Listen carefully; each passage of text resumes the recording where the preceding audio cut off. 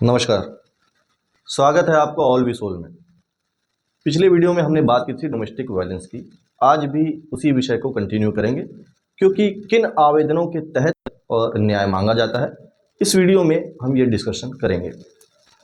Domestic violence जो कानून है ये महिलाओं की सुरक्षा के लिए बना है, लेकिन कई बार इसका गलत इस्तेमाल भी होता है। इस विषय में हम अगली वीडियो में बात करेंगे कि झूठे अगर मुकदमे घरेलू हिंसा के किए जाए तो उनको किस तरह से डिफेंड करना चाहिए। फिलहाल इस वीडियो में हम ये जानेंगे कि कौन कौन से ऐसे आवेदन हैं जो न्यायालय के समक्ष प्रस्तुत किए जाते हैं और किन प्रावधानों में क्या रेमेडीज दी हुई हैं, क्या सुविधाएं दी गई हैं। एक बार जान लेते हैं कि डीबी एक्ट के तहत कौन कौन सी धाराओं में आवेदन किया जाता है, कोर्ट में केस कैसे चलता है, स्टेप बाय स्टेप ये जानेंगे, कौन कौन से सबूत काम आते हैं और सबसे खास कुछ महत्वपूर्ण हाई कोर्ट और सुप्रीम कोर्ट के उदाहरण जिनसे आपको रास्ता और आत्मविश्वास दोनों मिलेगा। तो चलिए शुरू करते हैं। डीवी एक्ट का पूरा नाम है protection of women from domestic violence act 2005। महिलाओं को शारीरिक, मानसिक और आर्थिक और यौन शोषण से सुरक्षा देता है। ये कानून सिर्फ पत्नी के लिए नहीं है बल्कि इन महिलाओं को भी कवर करता है, जैसे कि लिव इन पार्टनर, माँ, बहन, बेटी, कोई भी महिला जो शेयर्ड हाउस होल्ड में रह रही है या रह चुकी हो पहले कभी। आगे जानते हैं कि डोमेस्टिक रिलेशनशिप क्या होता है। इसका डेफिनेशन जो है वो दिया हुआ है इस एक्ट के सेक्शन 2F में, 2 का सब सेक्शन F। ये बताता है कि अगर कोई पति पत्नी जैसे संबंध में रह रही है, लिव इन रिलेशनशिप में रह रही है, तो भी उसे डीवी एक्ट के तहत राहत मिल सकती है। टाइप ऑफ डोमेस्टिक वायलेंस क्या क्या है, ये सेक्शन 3 में बताया गया है। शारीरिक हिंसा, मानसिक या भावनात्मक हिंसा, यौन हिंसा, आर्थिक उत्पीड़न, ये सभी आते हैं। एग्जाम्पल से समझिए, यदि पति पत्नी को पैसे नहीं देता, बच्चों की जरूरतें पूरी नहीं करता या परिवार से अलग रहता है तो ये इकोनॉमिक अब्यूज कहलाता है, जिसे सेक्शन 3 में एक्सप्लेन किया गया है। मैं कोशिश करूंगा कि आपको ये पूरी और जितनी भी मैं जानकारियां देता हूं कानून से संबंधित बोलचाल की भाषा और सरल से सरल भाषा में आपको मैं समझा सकूं और आप जान सकें। एग्जाम्पल से समझिए, यदि पति पत्नी को पैसे नहीं देता, बच्चों की जरूरतों को पूरी नहीं करता या परिवार से अलग रहता है तो ये इकोनॉमिक अब्यूज कहलाता है, जिसे सेक्शन 3 में एक्सप्लेन किया गया है। इससे संबंधित लैंडमार्क जजमेंट क्या है ये भी जान लीजिए। SR बत्रा वर्सेस तरुण बत्रा 2007 का ये मामला था, SSC 518 518। सुप्रीम कोर्ट ने कहा कि शेयर्ड हाउस होल्ड का मतलब पति का भी घर है जहां दोनों साथ रह रहे थे।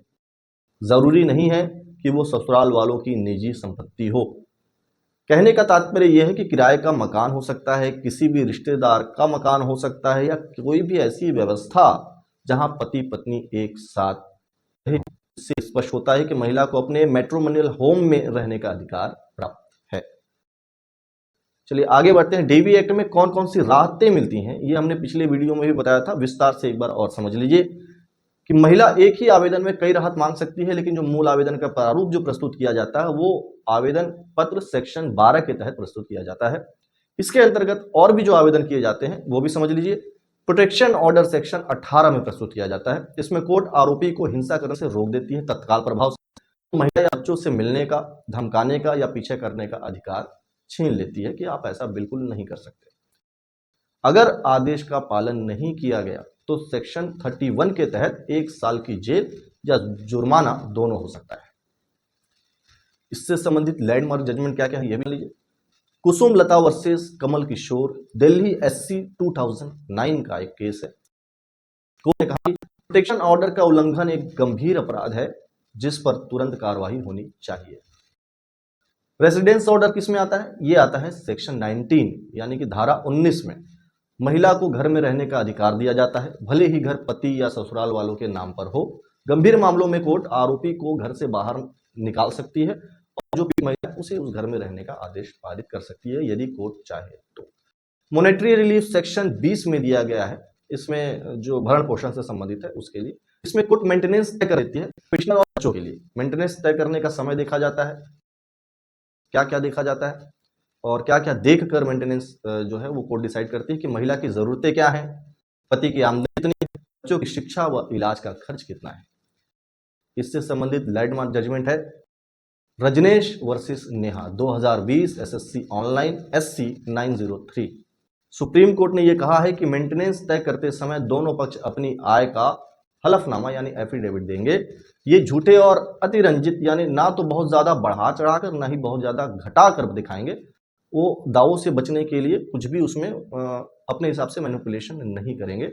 और अभी ये मैंडेटरी कर दिया गया है कि कोई भी मेंटेनेंस का केस आएगा, चाहे वो सीधे 144 का हो बीएनएसएस का, या फिर आप डीवी के अंदर हो, डीवी एक्ट में धारा 19 का हो, सबके लिए रजनेश वर्सेस नेहा का एफिडेविट वो देना जरूरी है। उसमें जो जो प्रोविजन दिए गए हैं एफिडेविट के कि ये आपको कंडीशंस फॉलो करके एफिडेविट देना, वो एफिडेविट देना है। कस्टडी ऑर्डर किस में दिया जाता है? सेक्शन 21 में आवेदन लगता है कस्टडी ऑर्डर के लिए। बच्चों की अस्थायी कस्टडी मां को दे दी जा सकती है। अगर पिता से खतरा हो तो जो विजिट करने का राइट है वो भी रोका जा सकता है। कंपनसेशन ऑर्डर क्या है? ये कंपनसेशन ऑर्डर होता है सेक्शन 22 में। कोर्ट मानसिक पीड़ा और शारीरिक नुकसान के लिए एक मुश्त मुआवजा कंपनसेशन देने का ऑर्डर कर सकती है।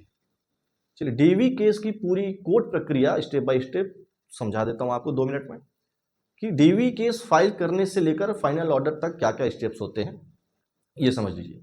एप्लीकेशन फाइलिंग होती है सेक्शन 12 धारा 12 में। पीड़ित महिला प्रोटेक्शन, एप्लीकेशन में क्या क्या जरूरी बातें होनी चाहिए? पर्सनल डिटेल्स होना चाहिए, रिश्ते का विवरण होना चाहिए, हिंसक घटनाओं का तारीख और विवरण होना चाहिए, मांगी गई राहतें कि आपको क्या क्या राहत चाहिए, और सबूतों की लिस्ट, एविडेंस लिस्ट होनी चाहिए कि आपने अपने दावे के समर्थन में, आरोप के समर्थन में क्या क्या एविडेंस दिए हैं।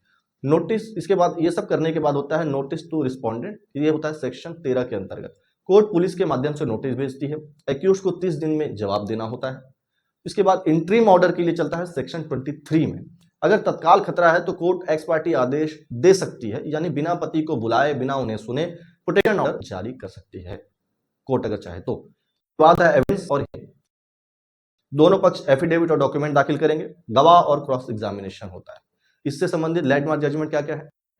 4 वर्सेस सारथी चौधरी। इसमें सुप्रीम कोर्ट ने कहा कि अगर शादी लीगली खत्म भी हो जाए, डाइवोर्स के बाद भी महिला डीवी एक्ट के तहत रिलीफ मांग सकती है अगर हिंसा पहले हुई है। कहने का यह मतलब है कि पति पत्नी अगर कभी भी रहे हों एक साथ और उस दौरान अगर आपस में मतलब पति के द्वारा हिंसा की गई हो पत्नी के ऊपर, तो भी डाइवोर्स के बाद भी पत्नी जो है वो पति के ऊपर डोमेस्टिक वायलेंस का केस कर सकती है। उम्मीद है ये वीडियो आपको समझ में आया होगा।